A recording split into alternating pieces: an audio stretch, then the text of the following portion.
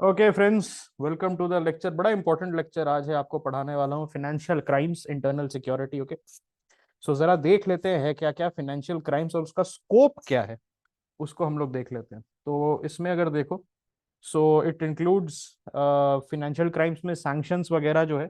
तो सैंक्शंस दो तरीके से हो सकता है फाइनेंशियल क्राइम में। एक सैंक्शन है जो मेजॉरिटी है, it's called skirting the sanction. आप पे सैंक्शन क्यों लगता है? आप पे सैंक्शन क्यों लगता है? ईरान पे सैंक्शन क्यों लगा? वेनेजुएला पे सैंक्शन क्यों लगा? रशिया पे सैंक्शन क्यों लगा? Okay, anti social elements like Dawood Ibrahim, like Hafiz Saeed, Dawood Ibrahim, Hafiz Saeed, इन पे क्यों लगा? What is the reason? They have violated international law. लेकिन बहुत बार आप देखोगे कि ये जो कंट्रीज हैं, नॉन स्टेट एक्टर्स हैं, वो क्या करते हैं, दूसरे एंटिटीज को यूज करके उस सैंक्शंस को आउटस्कर्ट करने का कोशिश करते हैं। उस सैंक्शन को, they want to go around that sanction. इसका एक एग्जांपल मैं आपको देता हूं, ईरान ने कैसे किया था। सो ईरान में क्या होता था बेसिकली, ईरान पे due to the nuclear program उन पे सैंक्शन लगा था। तो how did they do the financial crime? Basically जो ऑयल है उसको मार्केट में नहीं बेच सकते थे। ईरान का जो मेजॉरिटी इनकम है वो तेल से आता है। Iran earns money from its oil, oil revenue. तो वो क्या करता था, ऑयल टैंकर को मलेशियन कार्गो के बगल में खड़ा कर देता था। मलेशियन कार्गो के बगल में खड़ा करके और अपना ऑयल ट्रांसफर कर देता था मलेशियन कार्गो में। This happened in mid sea and in friendly ports. और मलेशियन कार्गो ईरानियन तेल को अपना बना के बेचता था, बिकॉज मलेशिया में भी तेल बिकता है। Malaysian oil is called the Tapis class oil. Tapis class oil बहुत मीठा होता है, it's it's a very sweet oil. इसका मतलब है हाई क्वालिटी ऑयल है, ठीक है। They have the sulphur content very low. So Tapis class oil बना के ईरानियन ऑयल को बेचा जाता था। और उसके थ्रू ईरान जो है वो सैंक्शंस को स्कर्ट करता था। It use to take a hit. जैसे $80 बैरल है, तो Iran was force to sell for maybe 40-50 barrel. Okay, और उसके बीच का जो पैसा है वो क्या होता था, जनरली वो मिडिलमैन खा जाते थे, बट ईरान का जो कॉफर्स है वो भरते रहता था डिस्पाइट द सैंक्शंस। उसी तरीके से रशिया कैसे सैंक्शंस को स्कर्ट कर रहा है?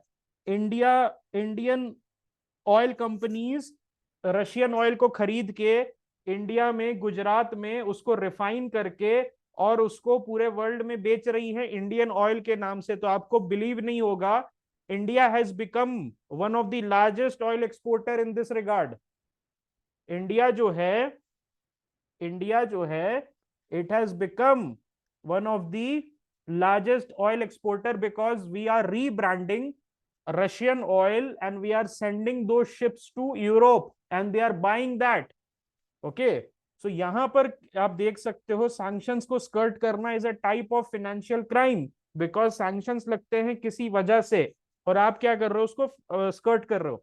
उसके बाद इनसाइडर डीलिंग, जैसे कि मैं फ्रेंड्स एकेडमी चलाता हूं। I run a company called friends academy.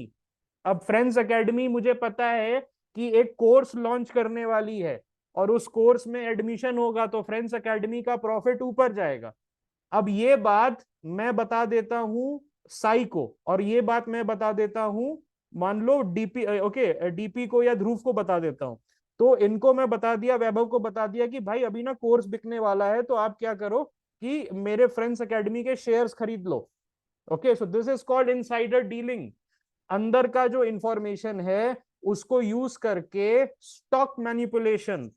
Alright, उसको यूज करके हम क्या कर रहे हैं, स्टॉक को मैनिपुलेट कर रहे हैं। तो जैसे आप अपने फैमिली के थ्रू, आप एक वाइस प्रेसिडेंट है किसी कंपनी में, आपके पास एक सीक्रेट डॉक्यूमेंट है कि नेक्स्ट 50-60 डेज में एक नया प्रोडक्ट लॉन्च होगा जो मार्केट में हो सकता है हिट हो जाए। तो आप अपनी वाइफ से, अपनी मदर से, अपने फादर से, उनसे बोल रहे हैं कि बहुत सारा शेयर खरीद लो मेरे कंपनीज का, क्योंकि मुझे पता है in the next 50-60 days we are going to double our profit. वो होता है इनसाइडर डीलिंग। ओके, या आपको पता है कि आपकी कंपनी डूबने वाली है, तो आप क्या कर रहे हो, शॉर्ट कर रहे हो अपने खुद के स्टॉक को। ओके, सो इसमें एक भाई साहब थे, उनका नाम था रजत गुप्ता, इंडियन ओरिजिन, अमेरिका में थे, NRI, sorry Indian origin, he was a financial wizard पहले कहा जाता था स्टॉक मार्केट में। ओके, स्टॉक मार्केट में बड़ा एक खिलाड़ी माने जाते थे अमेरिकन स्टॉक मार्केट में, न्यूयॉर्क स्टॉक एक्सचेंज वगैरह में। तो रजत गुप्ता को अभी पकड़ा गया है, उनको बहुत साल की जेल हुई है, because he was indulging in insider trading. Yes, Harshad Mehta. Okay, उसके बाद bribery and corruption, this can B small scale. आपका जो तहसीलदार है, पटवारी है, वो 5,000 रुपए ले रहा है, this can be as small scale as tehsildar taking 5,000 rupees bribe to pass your naksha, pass your map. और this could be as high as the South Korean president taking in bribe from Samsung for favourable trade policies. तो हर level पे bribery और corruption जो है वो हर level पे है, right from the top to the bottom. Okay, उसके बाद मनी लॉन्ड्रिंग, आज एक बहुत इंपॉर्टेंट टॉपिक पढ़ने वाले हैं। Money laundering is one of the biggest facets और biggest component of financial crime. और मनी लॉन्ड्रिंग क्या होता है, लॉन्ड्रिंग मतलब समझो, अब ये दो पार्ट से डिवाइडेड है, मनी और लॉन्ड्रिंग। तो लॉन्ड्री करते हो तो क्या होता है, जब वॉशिंग मशीन में घुमाते हो, हाँ वॉशिंग मशीन में घुमाते हो अपना कपड़ा, तो क्या होता है, इट गेट्स क्लीन। तो डर्टी मनी को क्लीन करना, डर्टी मनी को क्लीन करना, that is called money laundering. Okay, dirty money को क्लीन करना, तो उसमें कैसे होता है, तो सबसे पहले let us talk about the process of money laundering. तो ये तीन लेवल पे होता है। एक लेवल का नाम है पी, दूसरे लेवल का नाम है एल, और तीसरे लेवल का नाम है आई। पीएलआई जैसे प्रोडक्शन लिंक्ड इंसेंटिव है, वैसे ही मनी लॉन्ड्रिंग पीएलआई स्कीम से चलता है। What is PLI? P stands for placement, L stands for layering, और I stands for integration. Okay, अब यहां समझो डर्टी मनी कैसे आप इलिसिट करते हो, ब्राइबरी, करप्शन, स्कैंडल्स, इन सब के थ्रू आप as a bureaucrat, as a mafia, extortion, आप as a politician, bureaucrat, mafia. Okay, politician, bureaucrat, mafia, ये तीन जो इंपॉर्टेंट लोग हैं जो मनी लॉन्ड्रिंग सबसे ज्यादा करते हैं। Okay, either they are politician और दे आर ब्यूरोक्रेट्स और they are some kind of mafia. Mafia का मतलब ये नहीं होता है they are gun toting dons. Mafia का मतलब ये भी होता है कि किसी इलीगल ट्रेड में, जैसे सैंड माइनिंग, जैसे बिल्डिंग कंस्ट्रक्शन, वहां पर एक आदमी मोनोपोली यूज, अपना जो दबाव है उसको यूज करके मोनोपोली एस्टैब्लिश करता है। तो हम लोग कहते हैं ना coaching mafia. What does coaching mafia means? Coaching mafia का मतलब है कि जैसे आप यूपीएससी की तैयारी करने जा रहे हो, वहां पर आपने क्या देखा कि यार ये सारे कोचिंग वालों का सिमिलर प्राइस कैसे है, खराब से खराब कोचिंग इज टेकिंग 1,70,000 रुपीज। तो वहां पर दैट इज माफिया, जो आपको बेसिकली क्या करता है, फोर्स करता है to play the game by their own rules. Any mafia is operating in any kind of sector, तो वहां पर it is basically forming something called the syndicate. Syndicate मतलब collection of players who are enforcing monopoly. सारे coaching वाले एक दूसरे की help कर रहे हैं, सारे sand mining mafia, petrol mafia, okay, food mafia, even wheat mafia, दाल माफिया ऐसे भी होते हैं, वेजिटेबल माफिया। वो क्या कर रहे हैं, मोनोपोली इन्फोर्स कर रहे हैं, और कोई नया प्लेयर आ रहा है बाहर से तो उसको गन्स दिखा के, उसको मसल पावर दिखा के निकाल रहे हैं। Rickshaw union, yes, I tell you something, rickshaw union बड़ा इंटरेस्टिंग इसने इन्होंने बोला, ध्रुव ने। So what used to happen in, if you go to any college, मेरा जो कॉलेज था it was Amity University. So Amity University, जब आपको मेट्रो स्टेशन से एमिटी जाने में 5 मिनट लगता है, तो जब आपको जाना है मेट्रो से एमिटी, तो बेसिकली आप वहां से ऑटो जो लेना होता है, it was controlled by a mafia. तो ऑटोज वाले जो है कट देते थे माफिया को, और ऑटो को एक लाइन में लगाया जाता था, और उनसे 30 रुपए, हर बच्चे से 30 रुपए लिया जाता था फॉर 1 किलोमीटर राइड। क्योंकि सुबह की चिलचिलाती धूप में no kid wants to walk the entire distance, तो वो क्या करते थे कि 30 रुपए कर दिया था। One day what happened, that एक लाइन से लगा हुआ था, क्या होता था कि आप आगे बैठ जाओ और वो निकल जाएगा।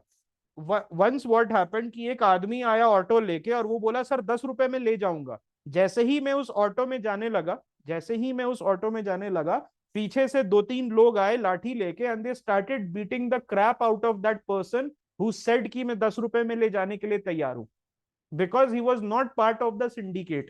So that is how the mafia operates. Okay, so yes, trade unions वगैरह जो हैं वो भी एक माफिया की तरह काम करते हैं। अब यहां पर समझो कैसे मनी लॉन्ड्रिंग होती है। मैंने बता दिया डर्टी मनी आता कहां से, अब हम जानते हैं मनी लॉन्ड्रिंग कैसे होता है। सबसे पहले आपके पास डर्टी मनी आ गया, उसको क्या करना है, क्लीन करना है, लेजिटिमेट दिखाना है। तो उसमें क्या होता है, सबसे पहले प्लेसमेंट। तो आपने क्या हुआ, dirty money you have collected, you are a DM, SP, कुछ गलत काम किया आपने, किसी को एक्सटॉर्ट किया, किसी से बात किया, और आपने पैसा इकट्ठा कर लिया। उसके बाद आप क्या कर रहे हैं, सबसे पहला जो काम कर रहे हैं, placement into the financial sector. Because financial sector से ही जब आपका पैसा आएगा तो वो लेजिटिमेट कहलाएगा। तो आपने क्या किया, जल्दी से फिनेंशियल सिस्टम में उसको इंटीग्रेट करने की कोशिश की। ओके, उसके बाद अब क्या है, the second process. Okay, second process जो है, उसके पहले आप क्या करेंगे, बैंक्स में इंट्रोड्यूस करेंगे उस पैसे को, अदर बिजनेसेस में, जैसे रियल एस्टेट। अब इसमें समझो कैसे होता है, कैसे होता है ये समझो। तो आप हैं एक आईएएस ऑफिसर, और आपके पास एक 50 करोड़ रुपए का बैग है, which is given to you by a businessman for some work. आपने बिजनेसमैन का कुछ वर्क किया, और आपको 50 करोड़ रुपए दिया गया। और 50 करोड़ रुपए जो है, आपने क्या किया, 50 करोड़ का, उस 50 करोड़ को बेसिकली एक रियल एस्टेट मार्केट में लगाया, और आपको जीएसटी बिल दिया गया। You were given a GST bill of 50 lakh rupees की सर ने, आईएएस ऑफिसर हैं, सैलरी 1 लाख, 1.5 लाख, 2 लाख रुपए है, तो 50 लाख रुपए लोन लेके सर ने बैंक से 50 लाख रुपए इन्वेस्ट किए इसमें। लेकिन एक्चुअली आपने क्या किया है, 50 करोड़ लगाए हैं। जो रेस्ट ऑफ द मनी है, that has been given in black. और वो जो बिल्डर है, जिस बिल्डर को आपने 50 करोड़ रुपए दिए, उसने आपको मल्टीपल फ्लैट्स ट्रांसफर किया, मल्टीपल फ्लैट्स ट्रांसफर किया, लेकिन पेपर पे क्या दिखाया कि I have given multiple flats to this IAS officer for only 50 lakh rupees. और ये आप बाद में बोल सकते हो कि वो बिल्डर मेरा दोस्त है तो कंसेशनल रेट पे मिल गया मुझे, because this is how things are done. वो बिल्डर मेरा दोस्त है, या वो बिल्डर जो है मुझे अपीस करना चाहता था, या मेरे साथ अच्छी दोस्ती थी उसकी। ओके, तो ये क्या हुआ, 50 करोड़, आपको 50 लाख का जीएसटी बिल मिल गया, और आपको 50 फ्लैट मिल गए 1-1 करोड़ के। आप खुश, क्योंकि आपका जो पैसा है, that has been placed into the financial system. अब वो जो श्रीमान है जिसको आपने 50 करोड़ रुपए दिए, now he will started layering, he will start a process called layering. अब लेयरिंग क्या होता है कि now he will start using that 49 crore 50 lakh rupees. अब ये समझ रहे हो ये 49 करोड़ 50 लाख कहां से आया, कोई बता सकता है? 49 करोड़ 50 लाख आया कहां से, कोई बता सकता है? आप, मैंने क्या स्टार्टिंग में बताया फ्रेंड, आपके पास 50 करोड़ हराम का है। आपने कहीं से किसी बिजनेसमैन को एक्सटॉर्ट करके as an IAS officer 50 crore आपके पास आ गया। आपने क्या किया, आपने एक बिल्डर को अप्रोच किया और बिल्डर को बोला कि मैं तुम्हें 50 करोड़ रुपए दूंगा कैश, और मुझे तुम क्या करो 50 फ्लैट अपने न्यूएस्ट प्रोजेक्ट में दे दो, और मुझे बिल काट के दे दो कि मैंने 50 लाख या 1 करोड़ में उतना फ्लैट ले लिया, 50 फ्लैट, उतने फ्लैट जो हैं मैंने क्या किया 50 लाख में ले लिया, ठीक है। तो बिल्डर बोला ठीक है सर जी कोई दिक्कत नहीं है, आप मुझे 49 करोड़ 50 लाख दे दो, सॉरी 50 करोड़ दे दो, उसमें से मैं 50 लाख को वाइट दिखा दूंगा। इट मीन सरकार को जीएसटी के थ्रू बता दूंगा कि मिस्टर XYZ आईएएस ऑफिसर ने 50 लाख रुपए मुझे दिए हैं। असल में आपने कितना दिया है, 50 करोड़ दिया है। ओके, अब जो बिल्डर है उसका काम बनेगा लेयरिंग का। मतलब अब ये जो 49 करोड़ 50 लाख अनअकाउंटेड मनी है, अनअकाउंटेड, बिकॉज इसका जीएसटी नहीं कटा है, ये गया है ब्लैक में। तो ये जो अनअकाउंटेड मनी है ये क्या होगा, अब ये बिल्डर जो है लेयरिंग करेगा।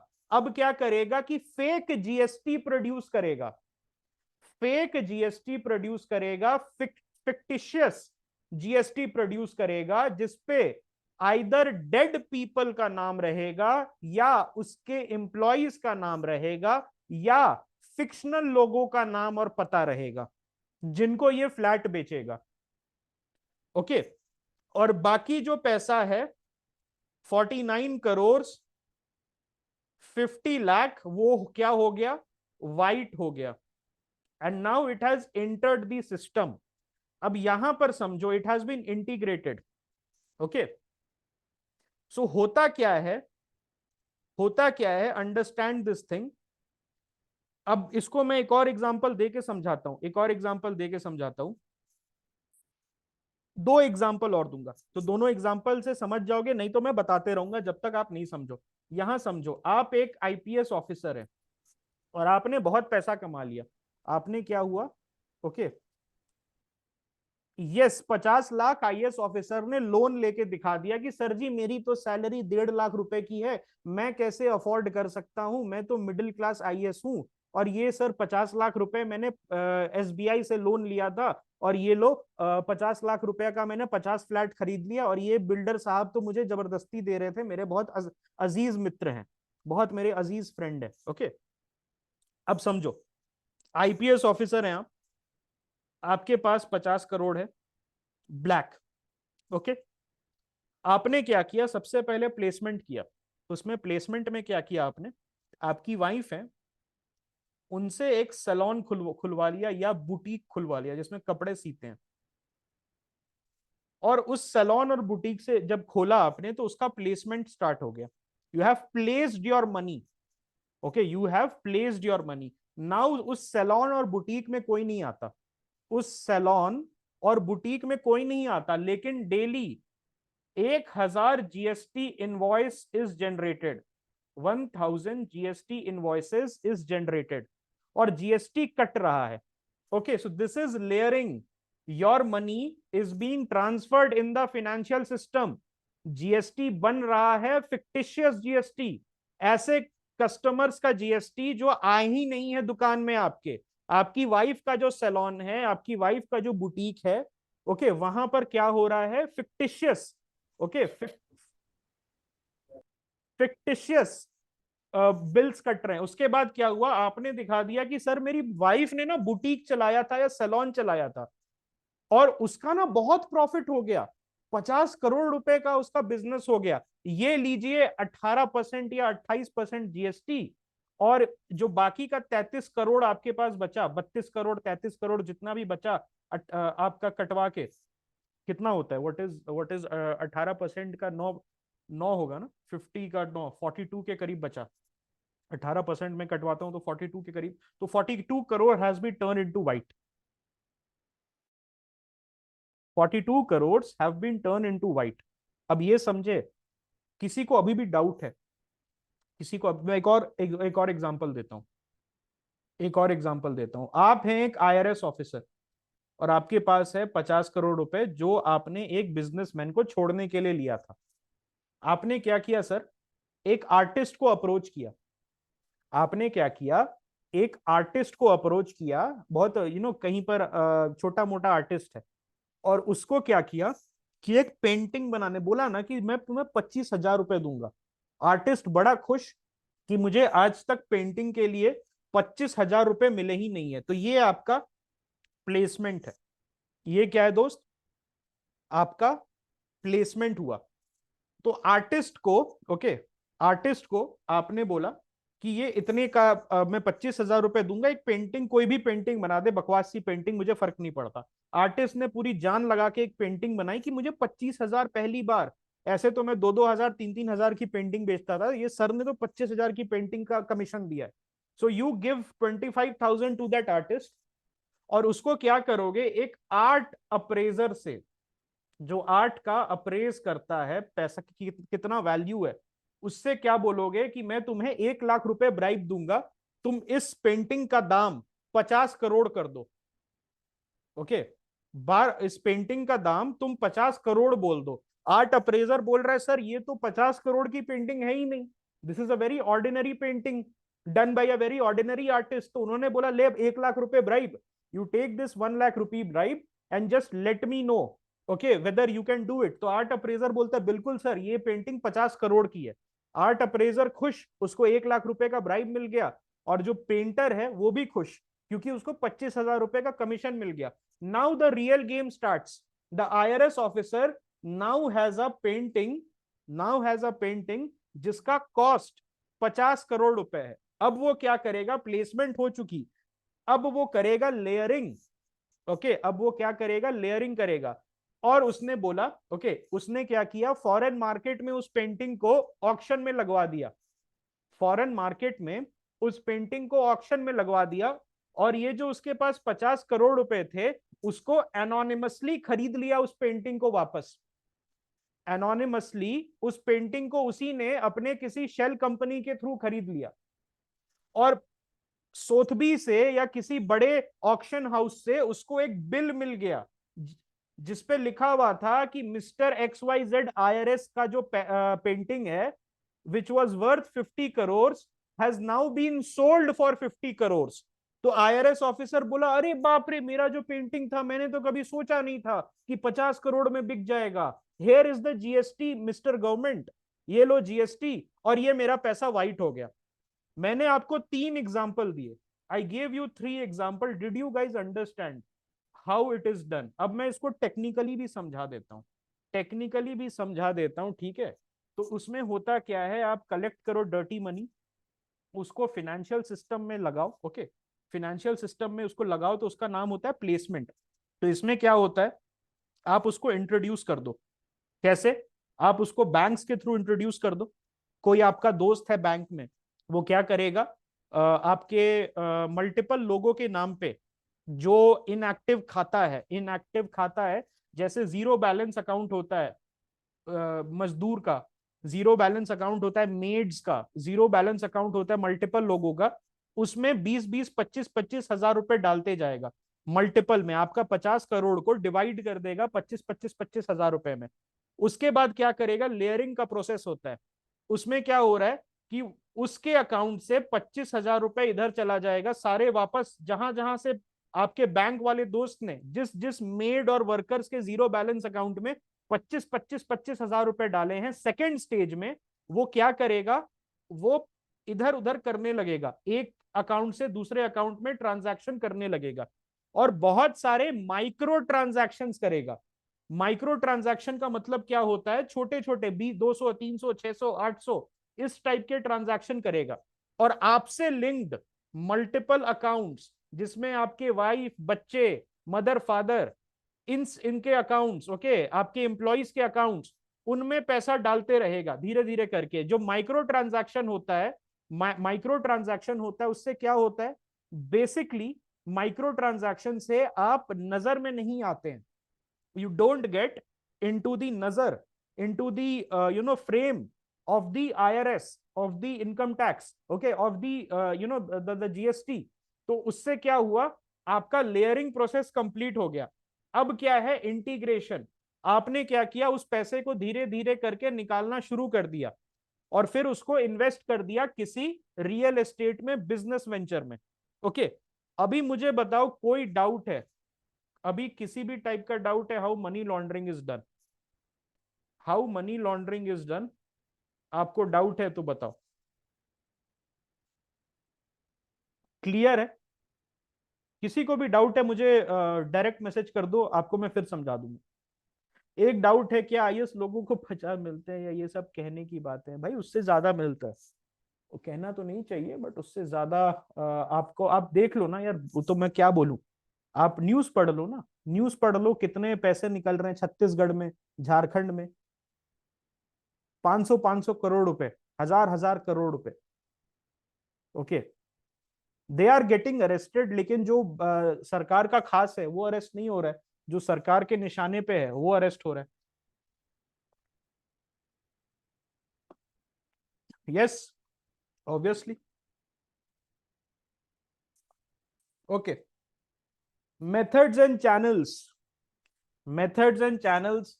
तो बैंकिंग मेथड, जहां पर आप वायर ट्रांसफर करके, डिपॉजिट करके, करेंसी एक्सचेंज स्कैम्स भी होते हैं, जहां पर आप ये दिखा सकते हो कि जी मैंने करेंसी एक्सचेंज किया, $1 के बदले मुझे ₹1000 मिले। आप एक फिक्टिशियस करेंसी एक्सचेंज को बोल दो कि मेरा जो पैसा है उसको मुझे लॉन्डर करना है, तो आप क्या बोलोगे कि ये लो, कुछ $10,000 थे मेरे पास, उसका मार्केट रेट है ₹83, लेकिन वो जो फिक्टिशियस करेंसी एक्सचेंज है वो आपको ₹1000 दे रहा है। तो बोलो यार मेरी गलती नहीं थी, वो तो दे दिया उसने ₹1000, और उससे क्या हुआ, आपने उसको कंपनसेट कर दिया। Some of the money you gave to him as black and some of the money return to you as white.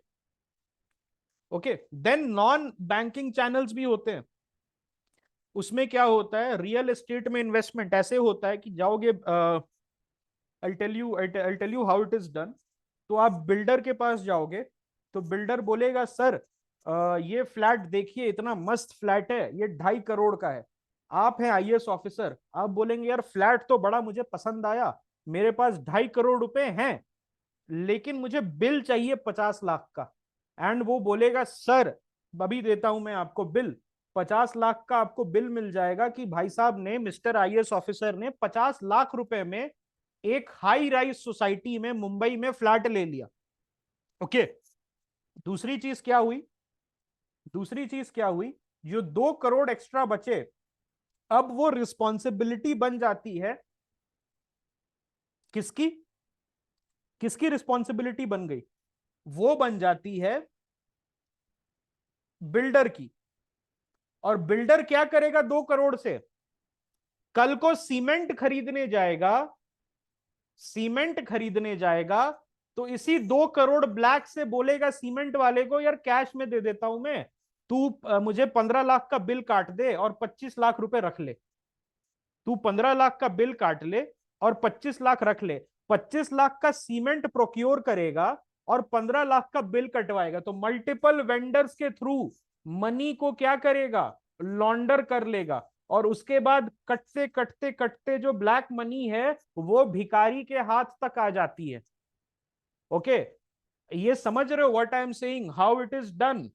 Alright, मुझे लग रहा है कि आप लोग सेलेक्ट हो गए हो, और उसके बाद मैं आपको सिखा रहा हूं कि करप्शन कैसे करना है, तो वो सब मत करना, ठीक है? वो पाप है, महापाप है, आपके फैमिली पे ही लगेगा। यहां समझो ऐसे, आईएएस ने दिया बिल्डर को, आईएएस ने दिया बिल्डर को वो 2.5 करोड़ में से, 2.5 करोड़ रुपए जो ब्लैक थे उसमें से 50 लाख रुपए यहाँ व्हाइट हो गए। ओके, बिल्डर ने दिया कॉन्ट्रैक्टर को जो उसका मटेरियल वगैरह बनाएगा, तो उसमें से मान लो 2 करोड़ रुपए बचे थे, तो बिल्डर ने क्या किया, उसका मटेरियल खरीद लिया। अब कॉन्ट्रैक्टर ने सब कॉन्ट्रैक्टर्स, बहुत सारे सब कॉन्ट्रैक्टर से प्रोक्योर किया, तो मल्टीपल सब कॉन्ट्रैक्टर के पास ये ब्लैक मनी आ गई। ओके, ये ब्लैक मनी मल्टीपल सब कॉन्ट्रैक्टर्स के पास आ गया, और सब कॉन्ट्रैक्टर जो है एक दिन चौराहे पे खड़ा हुआ था गाड़ी में, तो एक भिखारी आता है कि जनाब पैसा दे दो, तुम्हें नो अल्लाह दुआ देगा। तो उसने 2 रुपए पकड़ा दिए, उसी ब्लैक मनी के जो 2.5 करोड़ रुपए आईएएस ऑफिसर ने दिए थे। तो that's what I am saying, IAS officer का ब्लैक मनी नीचे तक चला गया। इसी के वजह से why did not we had a recession in 2008? entire world was going through a recession which was brought in by the subprime crisis, housing crisis in America, because of this parallel economy, because of this parallel economy। Okay, ये चीज आप समझो। अरे अच्छा कैसे हुआ दोस्त, long term में तुम पता है भाई अच्छा नहीं हुआ। अब समझो अच्छा क्यों नहीं हुआ। Now I am coming to the ganda part. IAS officer ने 50 लाख रुपए के बिल पे 2.5 करोड़ का जो घर खरीदा, अब वो आईएएस ऑफिसर जब उस घर को बेचेगा तो 4 करोड़ रुपए में बेचेगा, and he will buy like oh my God, ये पैसा कितना हो गया मेरा, मैंने तो 50 लाख रुपए की हम्बल लोन से इस घर को खरीदा था और ये 4 करोड़ रुपए हो गए। अभी मिस्टर गवर्नमेंट मैं इस पे एक लॉन्ग एलटीजीसी दे देता हूं, long term capital gains tax, और प्लीज ये 4 करोड़ रुपए जो हैं ये मेरे वाइट के हैं, मेरे से ना पूछना, मेरे से मत पूछना। ओके, कि ये पैसे कहां से आए, क्योंकि मैंने तो जी इन्वेस्टमेंट किया था, and an IAS officer can do investment milord. Okay, अब यहां समझो क्यों गलत है ये गलत इसलिए है मेरे भाई कि 2.5 करोड़ का फ्लैट वो कभी नहीं था, वो 2.5 करोड़ का फ्लैट कभी नहीं था, वो था फ्लैट 75 लाख का। आप जैसे लोग, मेरे जैसे लोग जिनके पास वाइट मनी है, जो अपने सैलरी से पाई पाई जोड़ के कमाते हैं, they are being pushed out, they are being pushed out of the real estate market by these thugs, by these criminals।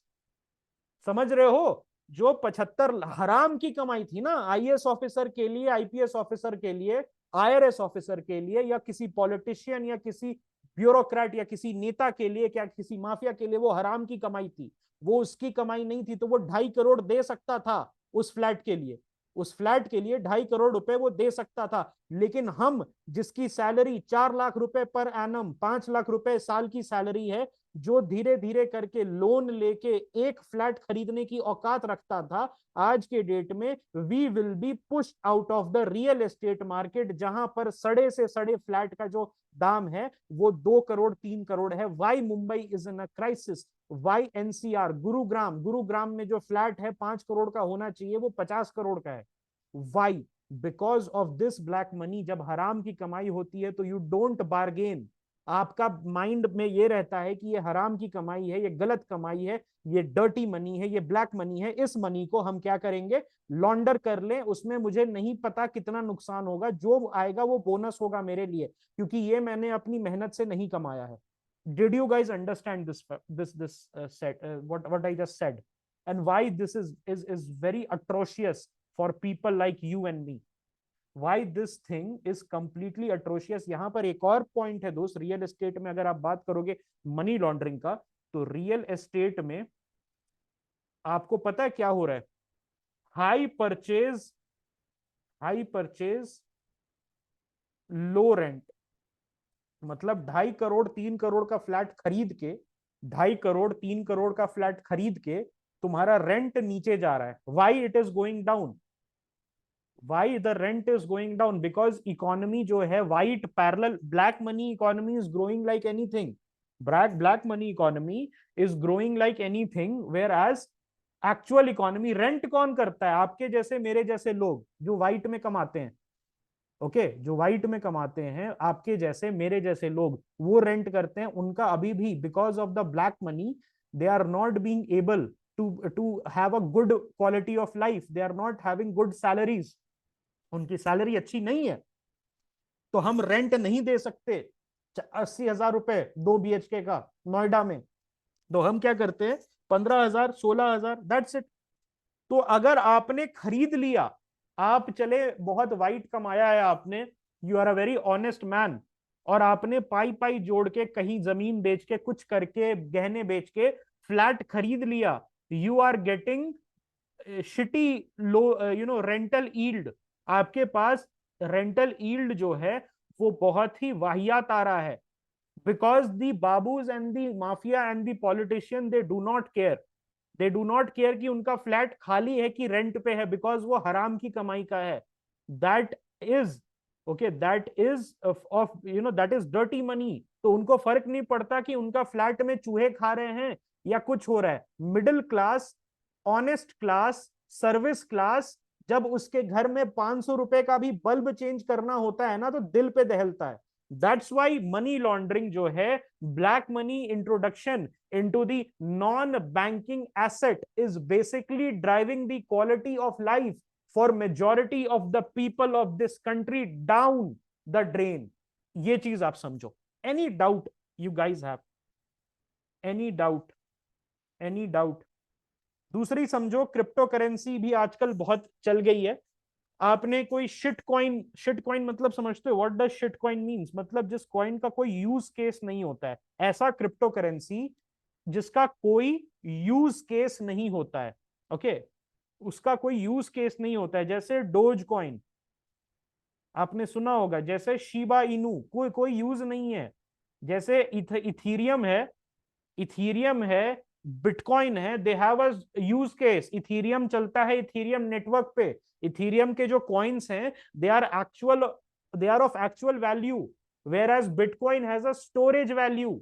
लेकिन ये जो शिट कॉइन्स हैं इनकी कोई वैल्यू नहीं है। तो पीपल क्या करते हैं आजकल, हर कोई अपना कॉइन्स इंट्रोड्यूस करता है मार्केट में और उसको इन्फ्लेट कर देता है, अपना ब्लैक मनी उसमें लगा देता है, and then he pulls out. उसमें सबसे पहले प्लेसमेंट की, देन लेयरिंग की, multiple transaction, multiple bitcoin wallets, multiple crypto wallet से ट्रांजैक्शन करता रहा। बिकॉज क्रिप्टो वॉलेट्स क्या होते हैं, जल्दी से बताओ? क्रिप्टो वॉलेट्स आर एनोनिमस, तो किसी को नहीं पता चलता है, it can not be traced. तो मल्टीपल जगह पे ये करके दिखा देता है कि मुझे ना क्रिप्टो करेंसी में बड़ा फायदा हुआ, क्रिप्टो करेंसी में बड़ा फायदा हुआ। ओके, ठीक है, ये चीज होती है। दूसरी चीज क्या होती है? Trade based laundering. इसका मतलब आपने क्या किया, मैंने जो अभी बताया, आपने अपनी वाइफ का बुटीक खुलवा दिया, आपने अपनी वाइफ का सैलून खुलवा दिया, या आपके हस्बैंड हैं, आप एक आईएएस ऑफिसर हैं, आपके हस्बैंड हैं, जैसे एक आईएएस ऑफिसर पकड़ी गई थी झारखंड में, उनके हस्बैंड हॉस्पिटल चलाते थे, और हॉस्पिटल में क्या करते थे, मल्टीपल इनवॉइसेस जनरेट करते थे फिक्टिशियस पेशेंट्स का, ऐसे पेशेंट्स जो कभी एग्जिस्ट ही नहीं करते थे। वैसे पेशेंट्स जो हैं उनके थ्रू वो क्या करते थे, ये दिखाते थे कि हॉस्पिटल का टर्नओवर जी इतना हुआ है, करोड़ों का हुआ है, जबकि लाखों का बिजनेस हुआ था एक्चुअल में। लेकिन उस पे जीएसटी देके, द मोमेंट, ये समझो, the moment you pay GST, the moment you पे tax, your black money becomes white, because when you pay a tax it has entered the financial stream। okay, आप ऐसा भी होता है, I went to this mall and it was, I am 100% sure Delhi में है, Rajouri garden में गया था मैं। वहां पर एक ऐसा मॉल है जहां पर कोई जा नहीं रहा था। सो हम जा रहे थे, खाने की जगह ढूंढ रहे थे, we just came out of a movie, कुछ महीने पहले की बात है। और उस मॉल में कुछ नहीं था, आई टेल यू लिटरली कुछ नहीं था। There were no shops, shops थे मतलब बना रखा था शॉप वाला, लेकिन नो शॉप वॉज ऑक्यूपाइड। ऊपर में सबसे टॉप फ्लोर पे एक छोटा सा पराठे वाला रेस्टोरेंट था, एंड वो जो मॉल था it was looking like something that was use to launder money. ये दिखा दिया गया कि इतना स्क्वायर फुट का स्पेस है जी हमारे पास, ये रेस्टोरेंट है, रेस्टोरेंट के पराठे बड़े पॉपुलर हैं, और 10,000 लोग पराठे खा के जाते हैं हमारे यहाँ से एक दिन में, और हमारी हमारी कमाई हो रही है 5 लाख की।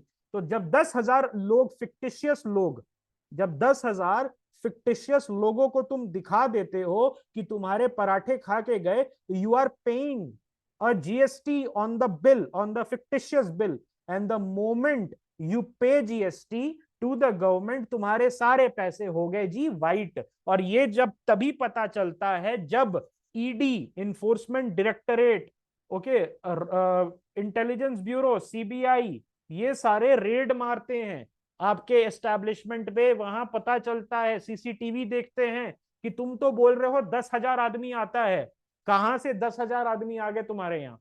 ओके, ठीक है। सो ये चीज आपको ध्यान रखनी है। Then use of shell companies and offshore account, आपने सुना होगा Panama papers, Cayman Island papers वगैरह जो निकला था, पेंडोरा पेपर्स निकला था। तो उसमें होता क्या है, मॉरिशस में होता है बेसिकली, ओके, होता क्या है कि पैसे भेजे जाते हैं यहाँ से हवाला के थ्रू। हवाला मैंने बता रखा था आपको, ट्रस्ट बेस्ड जो होता है, बेसिकली ट्रस्ट बेस्ड आगे पीछे करते हैं, और उसके बाद वहां से वाइट होके इन्वेस्टमेंट आता है। FDI is the biggest source of black money laundering. खुश मत होना ज्यादा, एफडीआई में मैक्सिमम पैसा अमेरिकन का नहीं रहता है, हमारे इंडियंस का रहता है मेरे भाई। एफडीआई जो है इन्वेस्टमेंट, एफडीआई इन्वेस्टमेंट अगर माइक्रो एनालिसिस करने निकलोगे ना तो शर्म आ जाएगी। Majority of the FDI is not going into building India. It is just the black money that is coming from Mauritius. Mauritius में क्या है ऐसा? Mauritius is an island, 10x10 का आइलैंड है, 10 किलोमीटर बाय 10 किलोमीटर का island है, कुछ नहीं है वहां पर। वहां से क्यों इतना पैसा आ रहा है? 25-25 billion dollar. Who is sending?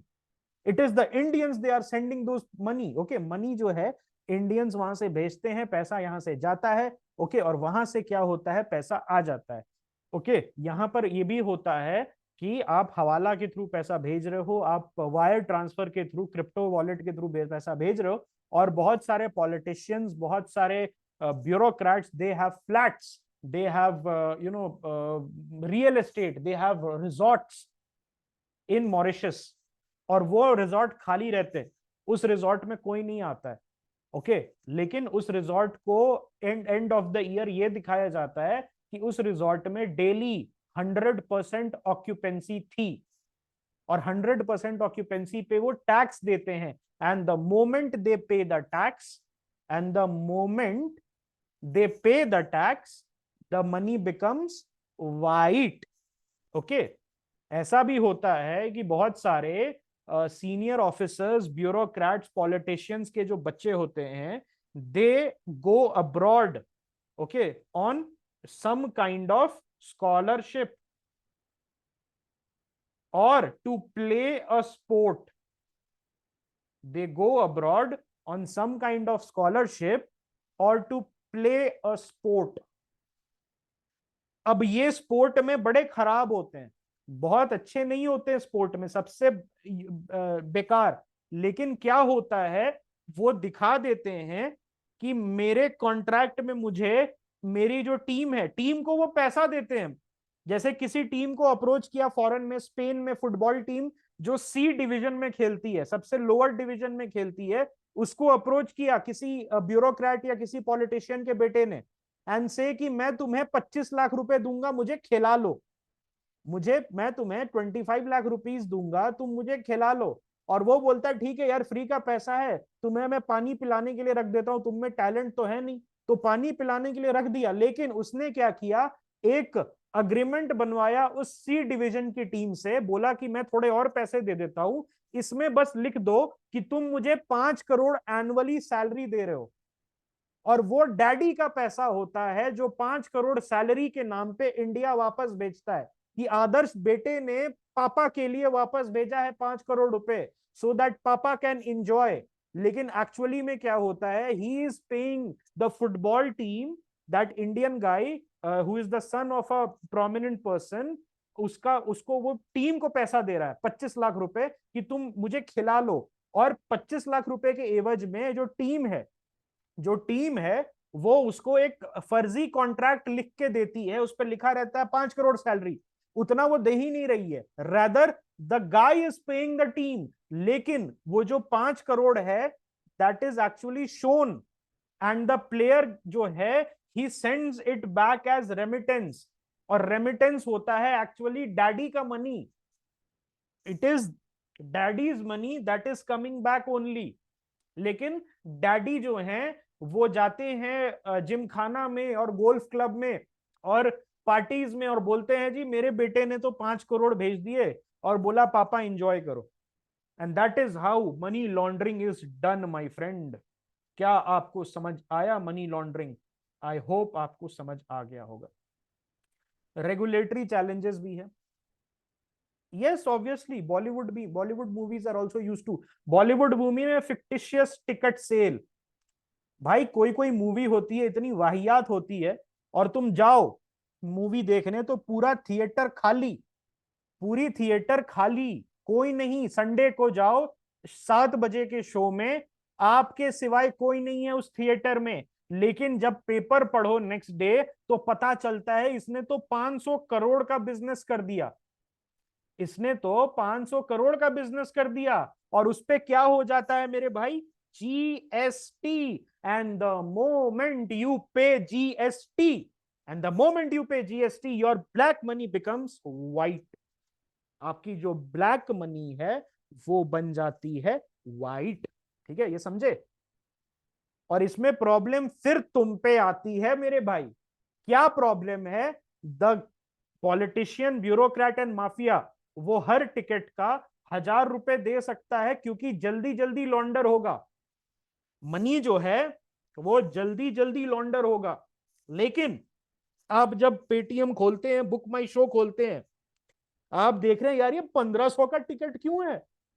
Movie कोई देख नहीं रहा, nobody is seeing this movie, कोई ये मूवी देख ही नहीं रहा, फिर 1,500 का टिकट कैसे? You are being priced out, just like you were priced out from buying that flat you desire, from buying the car you desired. मेरे भाई फॉर्च्यूनर इतनी महंगी क्यों है इंडिया में? Apart from the taxation, taxation में समझता हूं कि डबल कर देती है प्राइस, लेकिन फिर भी दुबई में 22 लाख की गाड़ी जो है इंडिया में 60 की कैसे बिक रही है? Because the people at Toyota knows that my majority customers who buy this Fortuner are people from the politician mafia nexus, and they don't care about the price because उनका जो पैसा होता है वो हराम का होता है और वो कितना भी पैसा दे देंगे, they will give any level of money that I will be asking for without giving any feature in return. Toyota people know this for a fact, they know this for a fact कि ऐसा ही होगा। I can price my Fortuner at any price, and the people, because my majority customers are those दबंग छुट भैया नेताज of Uttar Pradesh and Bihar and the Gangetic belt, who have lot of black money, who have lot of black money, and they are going to पे whatever, क्योंकि point A भौकाल मचाना है Fortuner लेके, दूसरा पॉइंट है they don't care price. आप ना हो प्राइस के केयरिंग कि मैं 8 लाख की गाड़ी ले लेता हूँ, 2 लाख बचा लेता हूँ, मेरे बच्चे की एजुकेशन में चली जाएगी, कोई बात नहीं, मैं नेक्सॉन का बेस मॉडल ले लेता हूँ, वैसे मेरे को मन था टॉप मॉडल का, लेकिन मेरे पास इतने ही पैसे हैं। But the person who has हराम की कमाई, हु हैज कमाई which is unaccounted for, which is unsolicited, which is not work hard for, वो तो देगा। ठीक है जी, 60 लाख रुपए उसके रील भी बना लेता है और उस पे गाने, तड़कते भड़कते गाने भी लगा देता है, डैडी की कमाई वो गाना नहीं होता, वो गाना भी लगा देता है। Okay, then regulatory challenges are there, regulatory challenges are there, और बहुत ज्यादा सोफिस्टिकेटेड मेथड्स हो गए। पहले बहुत सिंपल हुआ करता था मनी लॉन्ड्रिंग, ओके, अब क्या है, it has become very sophisticated. ठीक है, एंड आप आपके में कोई ऐसा फ्रेंड होगा जरूर से जो आपको कभी भी पैसा उधार लेके आपको यूपीआई नहीं करता, वो हमेशा बोलता है भाई तू फेस टू फेस मिलेगा मैं कैश दे दूंगा। एक फ्रेंड जरूर होता है आपके फ्रेंड सर्कल में, जब आपसे कोई उधार लेगा या ही ओज you money, he will say कि भाई मैं यूपीआई नहीं करूंगा, मैं तेरे को face to face, I have some friends जो मेरे को कभी भी ऐसे मैं उनको पैसा देता हूं तो when they return it back हमेशा फेस टू फेस वो पैसे वापस करते हैं। उसके पीछे का रीजन आप समझ लो, 2+2 कर लो, ठीक है, क्यों क्यों वो उससे देते हैं, ठीक है। सो बेसिकली ब्लैक मनी आपके हाथ को भी टच हुआ होगा कभी ना कभी। The black money is in the system and it is the moment you pay the GST it is getting converted into white, ठीक है। देन ग्लोबल कॉपरेशन जो है उस लेवल पे हम लोग नहीं पहुंच पाए, we aren't able to reach global cooperation the level that is required to stop money laundering. बहुत सारे स्विस बैंक जो हैं, पहले स्विस बैंक जाना जाता था अपनी सीक्रेसी के कारण। Why people prefer Swiss bank? उनको मौसम थोड़ी पसंद है, because the Switzerland had secrecy laws which prevented the Swiss banks from giving the information of their customers to the authorities, different authorities. तो इसीलिए स्विट्जरलैंड का जो फिनेंस सेक्टर था वो बूम कर रहा था।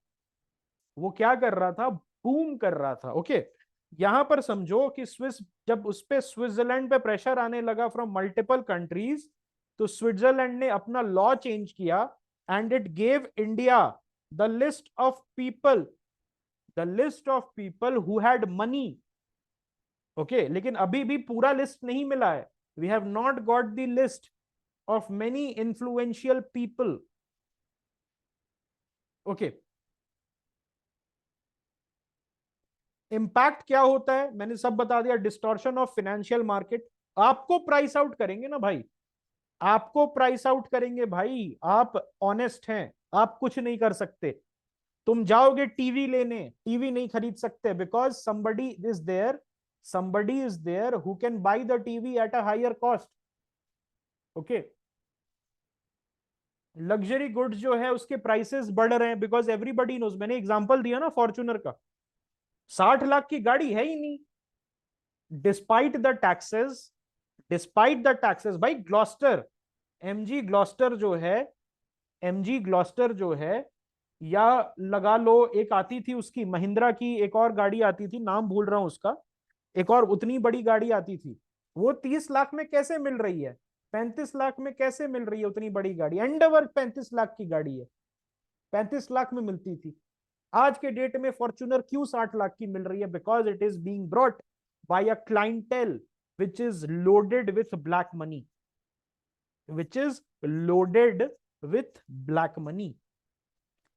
okay, then it undermines legitimate business operations. क्या करता है? लेजिटिमेट जो बिजनेसेस होते हैं उनको अंडरमाइन करता है। आर्ट में ले लो, जो लेजिटिमेट अच्छे आर्टिस्ट होते हैं, वाई मॉडर्न आर्ट सक्स। आपको पता है इस बात का? मॉडर्न आर्ट क्यों इतना बेकार लगता है, इतना वाहियात लगता है? एक आदमी बनाना चिपका के चला गया, दैट इज कॉल्ड आर्ट। एक आदमी ने अपने फेस पे पेंट लगा के उसको डाल दिया उसमें, and it is selling for millions of dollars, that is black money laundering my friend. वो अप्रेजल होता है, अप्रेजल वालों को ब्राइब किया जाता है।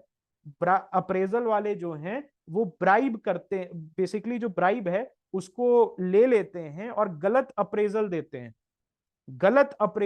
हैं एंड दे गो फॉरवर्ड। और वो जैसे ही पैसा वो हैमर डाउन होता है ऑक्शन में, जैसे ही हैमर डाउन हुआ, the person he page, okay, he basically page small income tax, 18% 20% जो भी टैक्स होता है, और वो जो पैसा होता है वो वाइट हो जाता है। इसीलिए हमेशा याद रखना, अगर ब्लैक मनी वाइट कब कन्वर्ट होता है? द मोमेंट यू पे tax on it, it becomes white. Revenue loss for government, obviously वो पैसा जो है सरकार बहुत सारे, अभी 400 करोड़ रुपए आपने देखा कैसे निकाले, ईडी ने कैसे निकाले वहां से झारखंड में। तो वो 400 करोड़ रुपए पे सरकार 18-20 करोड़ कमा सकती थी। जो 400 करोड़ रुपए है लिकर माफिया का निकला है, उस पे 18-20 करोड़ आराम से कमा सकती थी। Okay, impact on foreign investment it also happen. अब देखो एफडीआई का समझो, एफडीआई में दो कंपोनेंट हो गए हैं, that is the black money component which is not creating any assets. FDI का मतलब क्या है? एफडीआई का मतलब क्या है? एफडीआई का मतलब ये है, it is asset creating, non debt creating investment. लेकिन जो ब्लैक मनी लॉन्डर होके आ रहा है वो इंडियन फिक्टिशियस कंपनी में इन्वेस्ट हो रहा है, और फिक्टिशियस कंपनी जो है वो फॉल्स इनवॉइस दिखा के उस मनी को लॉन्डर कर रही है, and then nothing of value is being created. The government is also complacent here कि यार $37 बिलियन, $37 बिलियन, $37 बिलियन का मेरे पास ये आ गया है, इन्वेस्टमेंट आ गया है। बट माइक्रो एनालिसिस करने निकलो, you will realize why Mauritius is the number 1 country. Okay, round tripping चल रही है, यहां का काला वहां, वहां से व्हाइट में इधर। ओके, अब क्वेश्चन है, if black money is used for only Indian goods and services, there is no revenue loss in macro sense. Yes, you can say like that, but isn't it increasing, isn't it increasing the gap between rich and the poor? Isn't it increasing the gap between rich and the poor, and even uh, taking out the middle class? ऐसे समझो कि middle class होता क्या था। 20 साल पहले आपके parents ने 4 लाख रुपए में 2 BHK 3 BHK फ्लैट लिया। My parents have brought it, my parents have brought 3 BHK flat in Patna for 5 lakh rupees, 5 lakh रुपए में, 2002 की बात बता रहा हूं। सेम मोहल्ले में, उसी मोहल्ले में आज के डेट में करोड़ के नीचे नहीं है कोई फ्लैट। पुराने flat 30 years old flat are going for in crores, and those belong to few people. तो मिडिल क्लास जो है आज के डेट में, I can not think of buying A flat. मुझे खरीदना है तो मुझे ग्रेटर नोएडा से आगे जाना पड़ेगा, जहां पर सिविलाइजेशन अभी तक रीच नहीं किया है, जहां पर हैबिटेशन नहीं है। I cannot buy a flat to live where I am working. I cannot buy a flat to live where I'm staying or at a habitable location. I have to go to कहाँ, झज्जर के आगे, हरियाणा से आगे जाके NCR में तो तुम flat ही नहीं ले सकते हो। अगर तुम्हारी सैलरी मिडिल क्लास वाली है, 7-8 लाख रुपए साल की, 9 लाख रुपए का पैकेज है, उसमें से तुम अपने खर्चे, लिविंग खर्चे हटा दो, 2-3 लाख रुपए जो तुम बचाते हो, क्या करोड़ का फ्लैट कब लोगे? 50 साल के बाद, जब 80 के हो जाओगे, उस समय तो 1 करोड़ के फ्लैट 10 के हो जाएंगे, inflation will catch up on you. नहीं खरीद सकते, it's a losing game unless and until this kind of things. जैसे रियल एस्टेट में आप आधार से जब तक लिंक नहीं करोगे, आधार से जब तक लिंक नहीं करोगे, बायोमेट्रिक नहीं बनाओगे, एक्टिवली ट्रेस नहीं करोगे, एक एक आदमी के 16-16 20-20 फ्लैट हैं। Isn't this okay? Macro sense में तो चलो मैं मान लेता हूं कि रेवेन्यू लॉस नहीं हुआ, the man has paid a GST, लेकिन यहां पर अब वो मनी ट्रिकल भी कर रहा है, ठीक है, ट्रिकल भी कर रहा है। दूसरी चीज एक और समझो कि black money is not always used, black money is more stored than used, black money is stored than used. और वो ब्लैक मनी कब निकलता है? ब्लैक मनी, जैसे किसी के घर जाओगे तो उसके बेड के नीचे, आपके बेड के नीचे कंबल है, रजाई है, हीटर है, आपके बेड के नीचे आपके पुराने कपड़े हैं, आपके फ्रेंड के बेड के नीचे 500-500 की गड्डी है। और वो 500-500 की गड्डी कब निकलती है? जब उनको फॉरेन जाना होता है, जब उनको पढ़ाई करना होता है ना? इस तरीके से circulation of money is being swarmed, और जब सर्कुलेशन ऑफ मनी स्वॉर्म्ड हो जाएगा तो economic growth can not happen. इस चीज को समझो। Okay, crime and corruption aspirational हो गया friend, black money has become aspirational. Tell me one thing, आज के डेट में किसी यूपीएससी एस्पिरेंट से अगर बोलो कि करप्शन हो रहा है यहां पर, यहां इतने लोग पकड़ाए, he is not idealistic anymore, she is not idealistic anymore. लड़कियों का तो नहीं बोलूंगा, लड़कियों को तो चलो ठीक है, they are idealistic on the face of it, but लड़के are not idealistic, they say कि यार ओहो मजा आ गया, 50 करोड़ रुपए पकड़ा, इतना तो मैं भी कमा सकता हूं। Are they idealistic? No. So basically अगर आप देख रहे हो कि सभी कमा रहे हैं, सभी चोरी कर रहे हैं, और जो चोरी कर रहा है वो छूट जा रहा है और खुश है।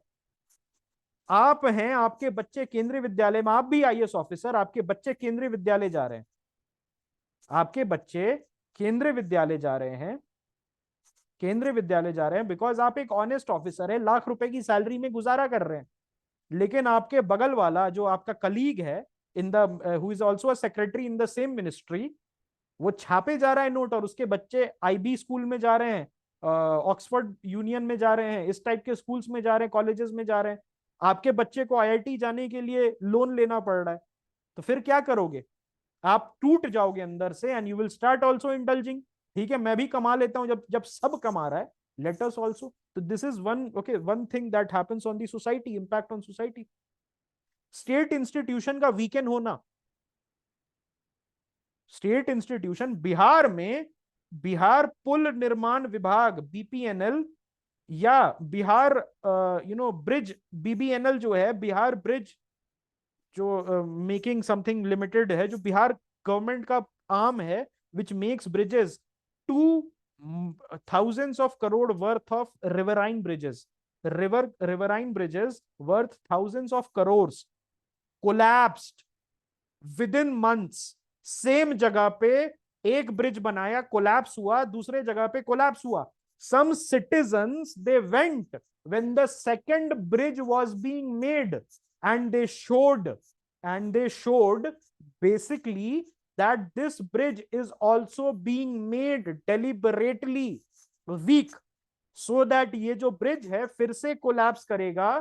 तो बाबू नेता लोग पैसा देके क्या करेंगे? पैसा देके they will be they can again take the bribe. उससे किसको प्रॉब्लम हुई? उससे आपके स्टेट इंस्टीट्यूशन वीक हुए। बिहार में आज के डेट में जो लिकर माफिया है, बिहार में लिकर बैन है, तो बिहार में liquor mafia has become it mafia has become because क्या है, ब्लैक में हर चीज बिकती है। हर चीज क्या है, ब्लैक में बिकती है।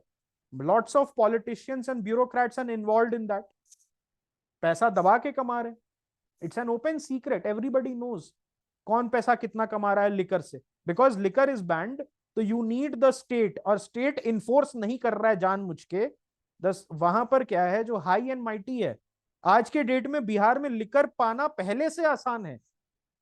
How how is it possible कि लिकर बैन में आपको अब लिकर आसानी से मिल जाएगा, आपके घर पे आके दे जाएगा। आपके घर पे पहली बार बिहार में होम डिलीवरी सर्विस स्टार्ट होगी, जोमैटो जैसा। जोमैटो जैसा होम डिलीवरी सर्विस, देखो बता रहा है, गुजरात में तो पुलिस वाले होम डिलीवरी करके जाते।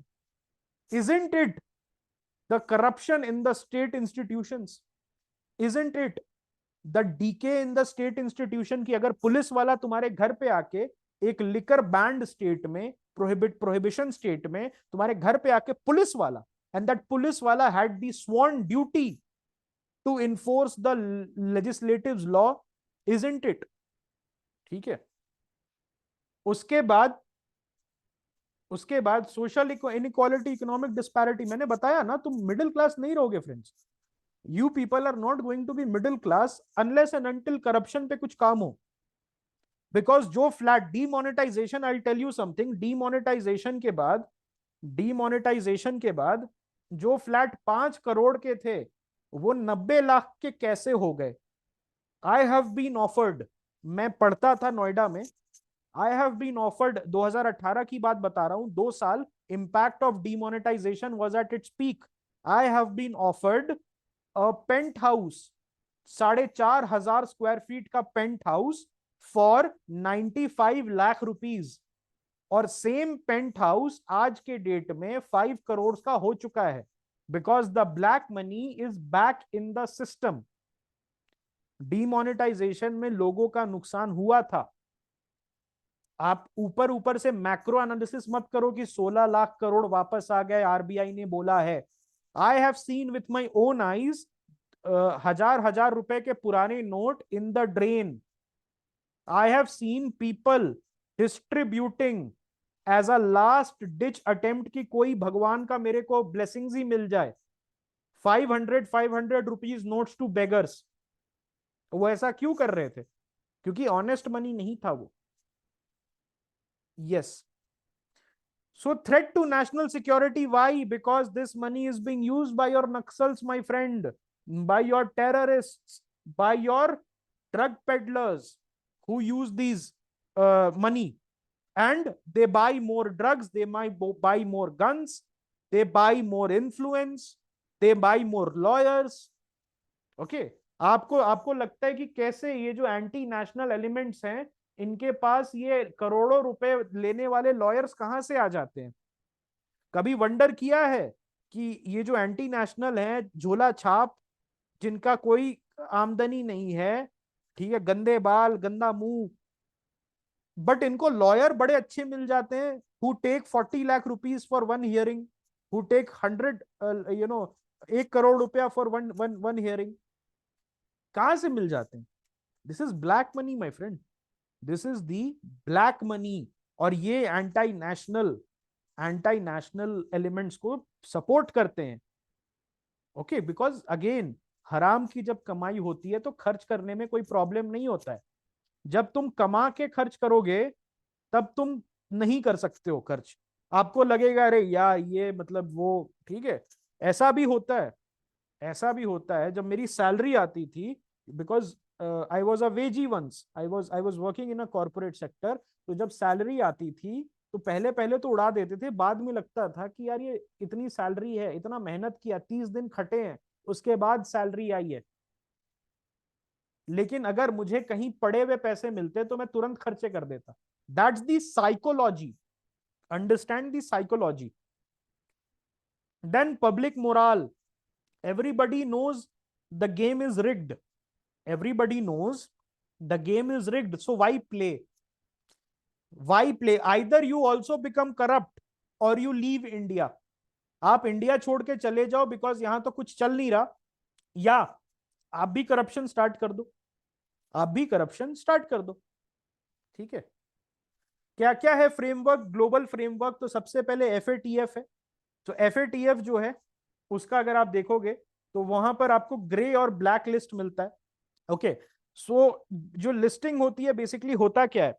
सो this is an AML, anti money laundering and CFT, countering financing of terrorism. CFT stands for countering financing of terrorism and anti money laundering operation. इसमें क्या होता है कि बेसिकली यहां पर दे सेट इंटरनेशनल स्टैंडर्ड्स, और मेंबर जो कंट्रीज होते हैं उनको एसेस करती है, असेसमेंट देती है कि क्या वहां पर जो पैसा है, जो वो कंट्री है, it is not being used as a hub. अभी रिसेंटली कौन सी कंट्री को ग्रे लिस्ट में डाला था? There are two list, one is grey list and one is black list. Grey list में वार्निंग लिस्ट होती है, वार्निंग लिस्ट होती है ग्रे लिस्ट, और ब्लैक लिस्ट जो होता है वो होती है प्रोहिबिशन लिस्ट।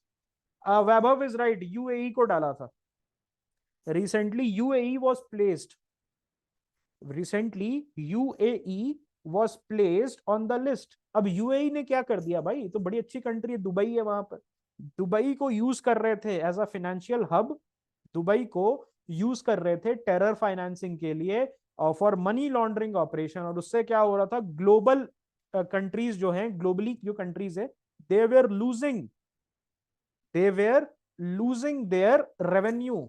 यहां देखो कैसे होता है, तो कंट्री इवेलुएट होती है, उनकी गवर्नमेंट्स इवेलुएट होती है, और गवर्नमेंट जो है उसका नेशनल रिस्क असेसमेंट होता है, उसका नेशनल रिस्क असेसमेंट होता है जिसमें गवर्नमेंट से इंफॉर्मेशन मांगा जाता है कि आप अपने फाइनेंशियल सेक्टर और अपने फिस्कल पॉलिसी का एक ब्यौरा दो मुझे, फिस्कल स्टेटमेंट का। और उसके बाद इवैल्यूएशन रिपोर्ट्स होती हैं जिसको म्यूचुअली देखा जाता है।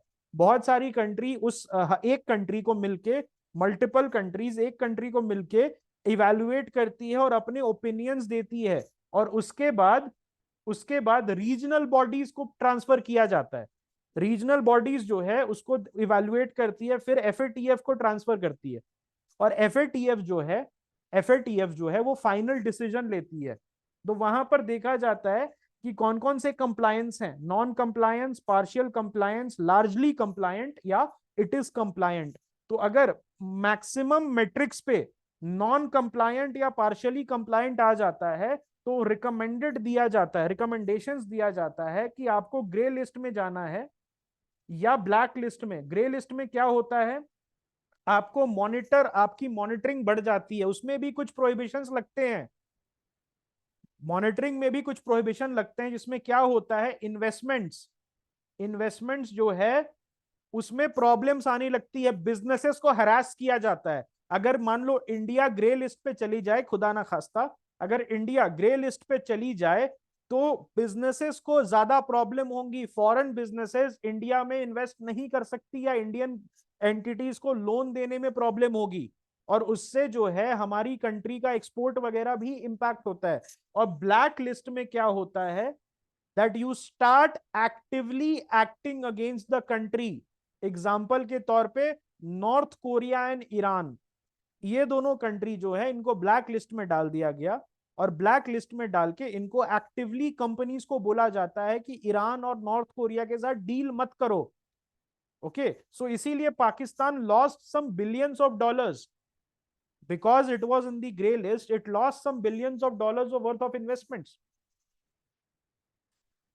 Then there is a United Nations convention, तो उसमें psychotropic substances, illicit traffics in narcotic drugs, इसका है। Then transnational organize crime, UNTOC बोलते हैं।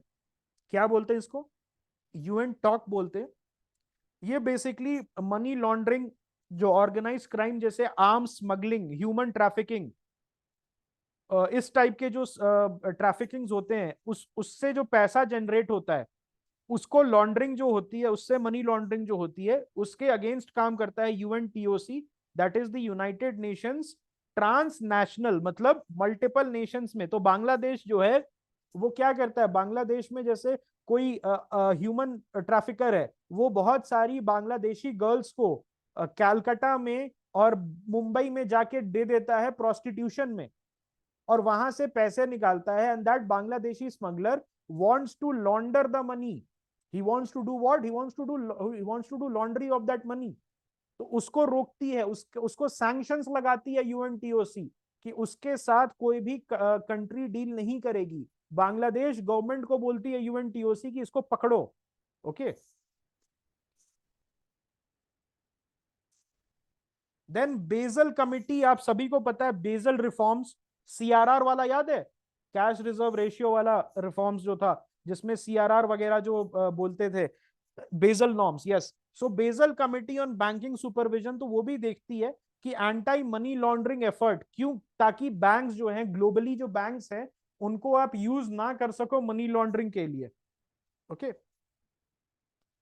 इंडिया में क्या है, there is a prevention of money laundering act, PMLA. क्या है, पीएमएलए।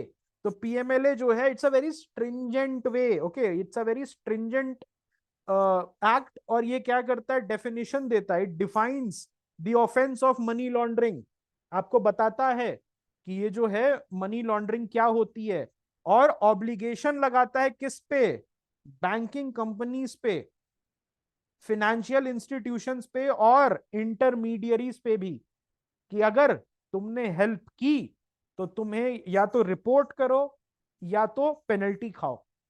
ओके, आपको रिकॉर्ड्स मेंटेन करने हैं, इंफॉर्मेशन फर्निश करना है। ओके, उसके बाद आप अटैचमेंट भी हो सकता है, पीएमएलए जो है उसके अंदर attachment, the agencies can attach and confiscate your property, आपकी प्रॉपर्टी सरकार की प्रॉपर्टी बन जाएगी for the period you are under as investigation under the PMLA। okay, enforcement directorate, तो ये जो है it's the key agency for enforcing PMLA. ये क्या है, पीएमएलए जो है prevention of money laundering act जो है उसको कौन करती है, उसको कौन इन्फोर्स करता है, that is the enforcement directorate. तो इसीलिए आईआरएस जो है it has become a very good choice. अगर आईआरएस भी आपको मिल जाता है, एग्जाम देते हो और ठीक है, भगवान की दया से आईआरएस मिल जाता है, तो it's also very good choice, because इस गवर्नमेंट का, स्पेशली बीजेपी गवर्नमेंट का, it has become the choice. पहले कांग्रेस गवर्नमेंट सीबीआई यूज करती थी, बीजेपी गवर्नमेंट ईडी यूज करती है, तो ईडी में भी जा सकते हो आप लोग, and it's a very good job, okay, very powerful.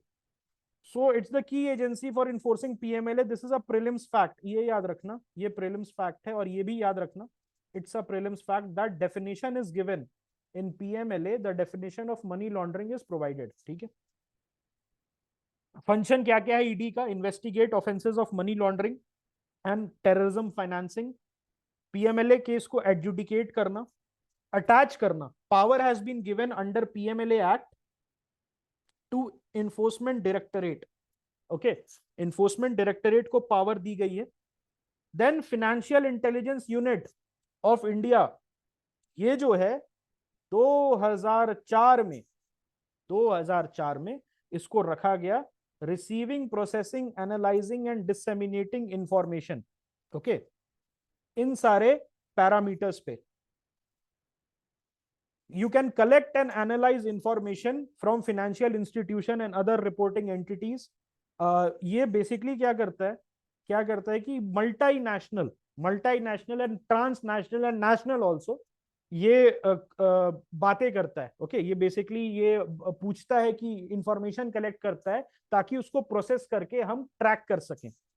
Intelligence support provide करता है इन्फोर्समेंट एजेंसीज को to fight against money laundering, terrorism financing and other financial crimes, okay. और कौन कौन से लॉज हैं? इनकम टैक्स एक्ट है जिससे इंडिविजुअल्स को आप पकड़ सकते हो जो ये कर रहे हैं। कंपनीज एक्ट है, कंपनीज एक्ट के थ्रू कंपनीज को आप पकड़ सकते हो, उसमें प्रोविजंस है that companies will not be use. Shell companies का प्रोविजन है, शेल कंपनीज को कैसे डिफाइन करना है, कैसे पकड़ना है। शेल कंपनीज होता है जनरली इसमें कोई बिजनेस नहीं हो रहा है, किसी भी टाइप का इन्वेस्टमेंट नहीं है, बस नाम का कंपनी है, ओके, उसके डायरेक्टर्स 4-5 हैं और उनको बंद करा रही है सरकार। क्या करा रही है? इन द पास्ट 10 years, जब से एनडीए की सरकार है, उन्होंने बहुत सारे शेल कंपनीज को धीरे धीरे करके बंद कराया। रिजर्व बैंक ऑफ इंडिया, वो भी जो है अपना एंटी मनी लॉन्ड्रिंग नॉर्म्स लेके आता है। सेबी जो है वो भी स्टॉक मार्केट मैनिपुलेशन करके जो मनी लॉन्ड्रिंग होता है, स्टॉक मार्केट मैनिपुलेशन करके जो मनी लॉन्ड्रिंग होता है वो इसको देखता है, ठीक है, ओके। आपने पीएनबी का फ्रॉड केस देखा था, कैसे एलओयू जो था, okay, letter of understanding use करके नीरव मोदी ने कैसे billions of dollars Punjab National Bank से निकाल लिए थे और वहां पर मनी लॉन्ड्रिंग की थी उन्होंने, ओके। और भी बहुत सारे हैं, माल्या का केस हो गया, देन 2G स्पेक्ट्रम केस है, उसमें भी कैसे किकबैक्स को यूज करके फाइनेंशियल क्राइम्स हुए थे, ओके। 2019 का अमेंडमेंट हुआ था which strengthen the act by definition, जो डेफिनेशन है उसको क्या किया था? एक्सपैंड कर दिया था, उसको क्या किया था? एक्सपैंड कर दिया था, okay. Sahara was not exactly that, Sahara was a Ponzi scheme, that is also a financial crime. It is a it is a MLM, multi layer marketing Ponzi scheme type का है, कि उसमें क्या बोला जाता था, बेसिकली बहुत सारे लोगों को हायर किया जाता था, एम्प्लॉइज को रखा जाता था, एम्प्लॉइज को रखा जाता था, उनको बोला जाता था कि तुम्हें सैलरी हम नहीं देंगे, we are not going to provide your salary, अगर सैलरी लेनी है तो तुम सहारा का चिट फंड जो है वो बेचो, okay. And then what used to happen कि एक लेयर को पैसा मिल जाता था तो उसकी सक्सेस स्टोरीज दूसरे लेयर तक पहुंच जाती थी, तो दे यूज्ड टू एंटिसिपेट कि मेरे पास भी पैसा आएगा। बट नीचे के लोग जो होते हैं, गरीब लोग होते हैं, जो 25 रुपए 50 रुपए ये सब दे दे पाते थे, उनको पैसा नहीं दिया गया। उसमें हुआ क्या, that basically the Sahara people new कि अगर मैं गरीब का 25 50 100 रुपए मार लूंगा तो गरीब कुछ बोलने वाला नहीं है, लेकिन इंडिया में करोड़ों गरीब हैं, तो अगर मैं 1 करोड़ गरीब से अगर मैं 100 रुपए भी ले लूं तो मेरे पास 100 करोड़ हो जाएंगे। तो और लेकिन अगर मैं गरीब का 100 रुपए मार लूं तो गरीब के पास इतना टाइम नहीं है कि वो मेरे अगेंस्ट लीगल प्रोसीडिंग्स चलाए। एक और स्कैम हुआ था, याद है? 251 रुपीज का स्मार्टफोन, ₹250 का स्मार्टफोन वाला स्कैम था। उसमें बोला गया था कि एंड्रॉइड फोन देंगे ₹250 में, मैजिक 251 समथिंग समथिंग ऐसे नाम था, और ₹250 कलेक्ट किए गए थे मल्टीपल लोगों से, और उसमें कुछ लोगों को वापस दिया गया था, कुछ लोगों को मतलब एक 1 करोड़ लोग से कलेक्ट किया गया था ₹250। हाँ, मॉर्निंग बेल वाला, yes yes yes yes, morning bell वाला। तो उसमें 1 करोड़ लोगों से कलेक्ट किया गया था पैसा, और उसमें से कुछ 50,000 लोगों को दिया गया था। Okay, that is also financial crime. Okay, जो 2019 का था, it enforced stricter punishment. It enforced what? stricter punishment for offenders aligned with the global standards. Okay, and it improved processes for attachment and confiscation of assets. Okay, तो ये basically क्या था, जो confiscation होना था एसेट्स का, उसको improve किया गया, उसके प्रोसेस को स्ट्रीमलाइन करके इंप्रूव किया गया। ओके, ठीक है। I think terror financing we can do tomorrow. ये मैंने रोल ऑफ मनी लॉन्ड्रिंग आपको सिखा दिया है, ठीक है। ये क्वेश्चन है, चलो टेरर टेरर फाइनेंसिंग आपको बता देता हूँ कैसे होता है, फाइनल फाइनल पॉइंट है। सो टेरर फाइनेंसिंग कैसे होता है? Alright, terror financing basically how you do the terror financing, जैसे किसी टेररिस्ट ऑर्गेनाइजेशन को फंड करके सुसाइड बॉम्बर्स, उनके लिए वेपन्स खरीदना, उनको फैसिलिटेट करना, आइडियोलॉजिकल ट्रेनिंग दिलवाना, वो कैसे होता है। So basically you raise, alright, you generally you उसमें भी मनी लॉन्ड्रिंग काम करता है, और मनी लॉन्ड्रिंग के थ्रू ही टेरर फाइनेंसिंग होती है। तो जैसे ISIS, I tell you how it is done. ISIS जो है, जब उसने सीरिया कैप्चर किया था, तो वहां सीरिया के कुछ ऑयल फील्ड्स और इराक के कुछ ऑयल फील्ड्स आइसिस के हाथ में आ गए थे, और 2 मिलियन रुपीज, सॉरी $2 मिलियन वो हर दिन कमा रहा था ब्लैक मार्केट में तेल बेच के, और उस $2 मिलियन को आइसिस वाले जो हैं वो वाइट कर रहे थे through using the financial sector दूसरे दूसरे कंट्री का। ओके, तो ये कैसे होता है? That's how the ISIS people they made assets. So यहां पर जो है दे रेज मनी, या जैसे आइसिस वाले तेल बेच रहे थे, then they move money and then they store money and finally they spend money. और इसमें बीच में यहां देखो PIL, मनी लॉन्ड्रिंग भी इन्वॉल्व है। Raising, moving, storing and spending. Spending मतलब आर्म्स पे, सोल्जर्स के जो सोल्जर्स या फाइटर्स हैं उनकी सैलरी पे, ओके, ये सब चीज पे वो जो स्पेंड करते थे, the money they were spending, उसको बोलते हैं। और यहां पर इंटीग्रेटेड होता है मनी लॉन्ड्रिंग का प्रोसेस, अंडरस्टूड और इंटीग्रेटेड होता है। ओके, फंडिंग सोर्स जो है इलिसिट भी होता है, लेजिटिमेट भी होता है। लेजिटिमेट मतलब जैसे आपने तेल बेच दिया, okay, on on the normal market, आप आपसे किसी गवर्नमेंट ने खरीद लिया तेल, तो दैट इज लेजिटिमेट। लेकिन किसी ब्लैक मार्केट ने खरीदा तो दैट इज इलिसिट। उसके बाद फॉर्मल वर्सेस इनफॉर्मल, ये भी देखा जाता है, कौन पैसा दे रहा है, कोई कंट्री पैसा दे रही है आपको, कोई इंस्टीट्यूशन पैसा दे रहा है, या कोई इंडिविजुअल आपको पैसा दे रहा है। ओके, वो भी देखी जाती है। सो ये सब करके, ओके, ये सब करके टेररिस्ट फाइनेंसिंग होती है। पर्पस देखा जाता है, ओके, पर्पस इज डिफरेंट। अगर मैं बात करूं डिफरेंस कैसे है मनी लॉन्ड्रिंग से टेरर फाइनेंसिंग, तो purpose, money laundering can be done to buy luxurious assets. Money laundering can be done to buy luxurious assets, whereas ये जो आपका टेरर फाइनेंसिंग है, it is done for one purpose only, and that is to spread terror और to get some ideological goals.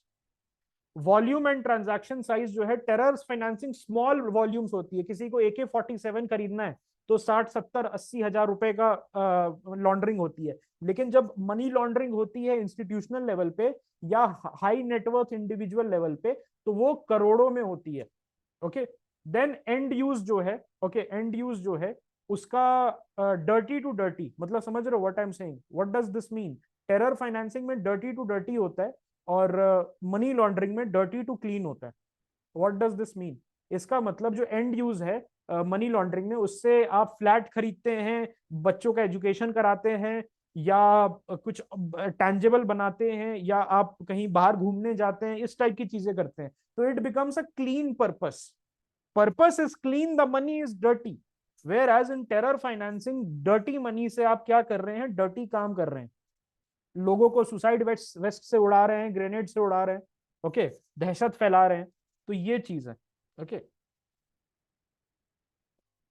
यहाँ पर भी आप banks वगैरह का यूज कर सकते हैं. तो एक वो है ना, बहुत सारे बैंक्स हैं, lot of banks were caught पहले भी, who were basically laundering the money for terror organisation.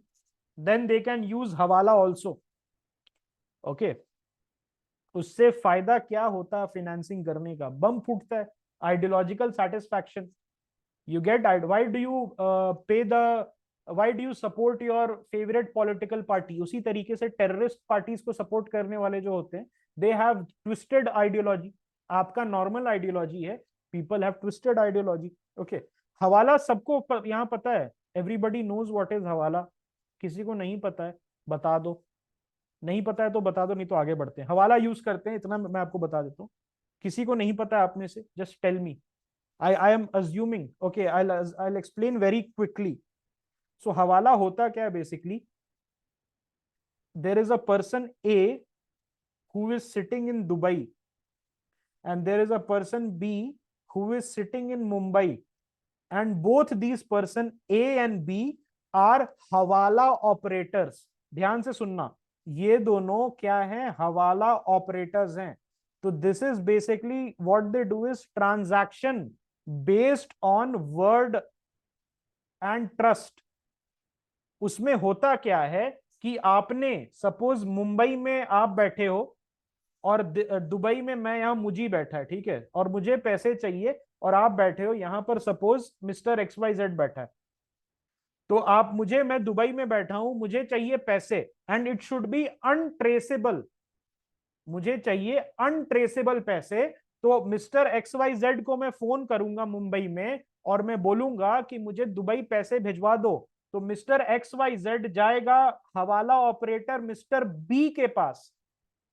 Mister B who is a hawala operator in Mumbai, उसको बोलेगा ये लो 50,000 रुपए मुझे भिजवाने हैं मेरे दोस्त मुजी को, who is sitting in Dubai. तो ये मिस्टर बी बोलेगा मैं 10% कमीशन लेता, एंड वो क्या करेगा, 10% कमीशन लेके 45,000 रुपए का तुमको रिसीट दे देगा. And now he will keep that 45,000 rupees for himself. और then he will call mister A in Dubai, and he will tell him कि मिस्टर ए, आप 45,000 रुपए जो है मुझी को दे दो. और मिस्टर ए वहां पर 10% कमीशन काट के 41,500, 4,500 रुपए कमीशन काट के मुझे 41,500 रुपीज दे देंगे. और फ्यूचर में अगर मुझे फ्यूचर में अगर मुझे मुंबई पैसे भिजवाने हैं मिस्टर XYZ के पास, तो mister A who will maintain a book of record that mister B who is a hawala operator in Mumbai owed me money from that transaction. From that transaction he owed me money. तो इसीलिए mister A will call mister B कि आप इस बंदे को पैसे दे दो, और हमारा जो अकाउंट है वो बैलेंस हो जाएगा. I give you one example. हवाला वालों के पास दिन में 100 लोग जाते हैं पैसा ट्रांसफर करने के लिए, और this is one of the major source. This is one of the major source of terror financing, and it is based on trust. अब यहां समझो, आप बोलोगे कि क्या मिस्टर ए या मिस्टर बी पलट जाए, अब बोले मैं तो नहीं दूंगा, I am not going to give that money back, I am not going to give that money back. उसके पीछे क्या होगा, they will be visited by the underworld, because this hawala transaction is the backbone of the underworld financing. ये है क्या, ये क्या है, ये बैकबोन है अंडरवर्ल्ड के फिनेंसिंग का. ठीक है, ये समझो, आप समझ गए. तो ये जो अगर मान लो मिस्टर बी जो हवाला ऑपरेटर है मुंबई का, वो मना कर दे कि अब तो मैं नहीं खेल रहा, उसको नेक्स्ट डे आके उसका मर्डर हो जाएगा, एंड उसके जगह एक और नया हवाला ऑपरेटर प्लेस कर दिया जाएगा जो अपना 10% कमीशन काट के और क्राइम कर रहा है. Did you understand this? Did you understand this what is hawala? Okay, so this is how this is done. Okay, self funding भी होती है, ज्यादा पैसे नहीं लगते. घर ही में आजकल तो लोग बम बनाने लगे. नॉन प्रॉफिट ऑर्गेनाइजेशन जो है, एनजीओ वगैरह, उसको भी यूज करके मनी लॉन्ड्रिंग होती है. जनरली क्या होता है कि अनोनिमस डोनेशंस, जनरली एक लिमिट होता है, दैट इज लिमिट के ऊपर आपको अपना एनोनिमिटी आप छुपा सकते हो. तो एनजीओज भी है, मनी लॉन्ड्रिंग करते हैं anonymous multi micro level donations use करके, वो मनी लॉन्ड्रिंग करते हैं. ओके, और उसके बाद वो टेररिस्ट को फंड करते हैं.